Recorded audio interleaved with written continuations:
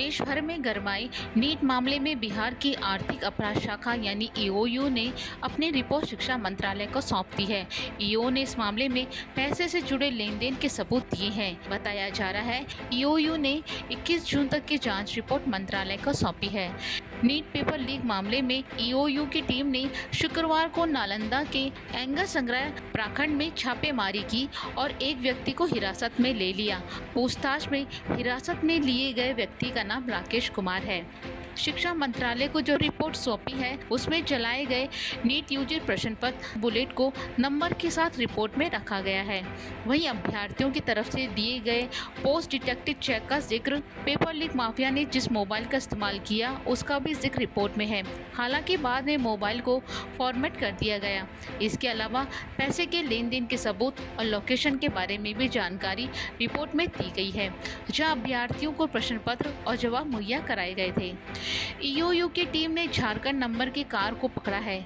उसमें सिकंदर, अखिलेश और बिट्टू सवार थे। इनके पास से कई छात्रों के एडमिट कार्ड भी बरामद हुए हैं। इनसे पूछताछ में बाकी सदस्यों, छात्रों और उनके परीक्षा केंद्रों का पता चला है। इसके बाद 3 दुकानों का भी पता चला है जहां जले हुए प्रश्न पत्र और आर्थिक लेन देन के सबूत मिले हैं। इसके साथ ही नीट पेपर लीक मामले में संजीव मुखिया का भी नाम सामने आया है। संजीव मुखिया को पेपर लीक कांड का बिहार में किंग पिन बताया जा रहा है। संजीव मुखिया की गिरफ्तारी के लिए जांच टीम ताबड़तोड़ छापेमारी कर रही है। मीडिया रिपोर्ट्स के मुताबिक नालंदा के नगरनोसा गांव के रहने वाले संजीव मुखिया के पास ही नीट परीक्षा का प्रश्न पत्र पहुंचा था। इसके बाद संजीव ने सिकंदर यदुवंशी और अन्य आरोपियों को पेपर उपलब्ध कराया था।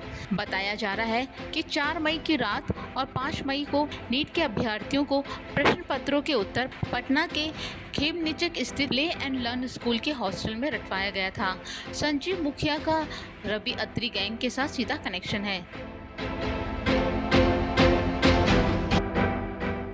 इसके साथ ही नीट पेपर लीक के मामले को लेकर शिक्षा मंत्रालय ने परीक्षाओं को ट्रांसपेरेंट और निष्पक्ष कराने के लिए विशेषज्ञों की एक हाई लेवल कमेटी बनाई है। ये कमेटी परीक्षाओं की प्रक्रिया में सुधार, डेटा सुरक्षा प्रोटोकॉल में सुधार और एनटीए के स्ट्रक्चर पर काम करेगी। ये समिति 2 महीने के अंदर शिक्षा मंत्रालय को अपनी रिपोर्ट सौंपेगी। इस हाई लेवल कमेटी के चेयरमैन के रूप में इसरो के पोस्ट चेयरमैन डॉक्टर के राधाकृष्ण कार्यभार संभालेंगे। इस उच्च स्तरीय समिति के अध्यक्ष और मेंबर की लिस्ट में AIIMS के जाने माने पूर्व डायरेक्टर रणदीप गुलेरिया भी शामिल हैं। इसके साथ ही समिति में हैदराबाद सेंट्रल यूनिवर्सिटी के कुलपति professor BJ Rao, IIT Madras की सिविल इंजीनियरिंग विभाग के प्रोफेसर एमेरिटस राममूर्ति के, पीपल स्ट्रॉन्ग के सह संपादक और कर्मयोगी भारत के बोर्ड सदस्य पंकज बंसल, IIT दिल्ली में छात्र मामलों के DN प्रोफेसर आदित्य मित्तल, शिक्षा मंत्रालय के संयुक्त सचिव गोविंद जायसवाल शामिल हैं। शिक्षा मंत्रालय के बयान के अनुसार उच्च स्तरीय पैनल एंड टू एंड परीक्षा प्रक्रिया का विश्लेषण करेगा और परीक्षा प्रणाली में क्या क्या सुधार किया जा सकता है इसका उपाय भी बताएगी। इसके साथ ही पैनल एनटीए की मौजूदा डेटा सुरक्षा प्रक्रिया और प्रोटोकॉल का मूल्यांकन भी करेगी और इसके सुधार को लेकर सिफारिश करेगी। ये समिति एनटीए के हर स्तर के पदाधिकारियों की भूमिका और उसकी जिम्मेदारी की जांच भी करेगा। गौरतलब है कि इससे पहले 20 जून को शिक्षा मंत्री धर्मेंद्र प्रधान ने प्रेस कॉन्फ्रेंस कर एनटीए के कामकाज की जाँच के लिए उच्च स्तरीय समिति बनाए जाने की बात कही थी। इसके साथ ही उन्होंने एनटीए के अधिकारी सहित दोषी पाए जाने वालों के खिलाफ सख्त कार्रवाई किए जाने की बात कही थी।